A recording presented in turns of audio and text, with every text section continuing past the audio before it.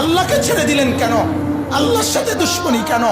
যে ছেলেটা সারাদিন একটা ওয়াক্ত নামাজ পড়ে না, যে বিবি একটা ওয়াক্ত নামাজ পড়ে না, যে মেয়েটা পর্দা করে না, তারে জিজ্ঞাসা করেন না যে মা সবার সাথে সম্পর্ক বজায় রাখো, মালিকের সাথে কেন দুশ্মনী? আল্লাহর লগে কি নারাজি হইলা?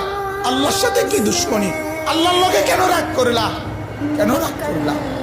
এই বাপ, তোমরা যারা সেজদা করো না, তোমরা বলো না বাজান, বলো না, এই দরদি ভাই চিৎকার করে বললাম, তুমি যদি বলো তোমার পায়ে ধরতে, আমি পায়ে ধরতে রাজি।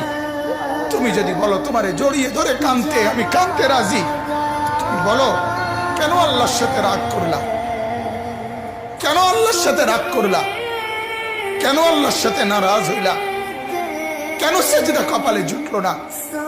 কেন মালিকের সাথে সারাদিনের এত কিছুর বিনিময়ে আল্লাহ তাআলা একটা মিস কল দিলে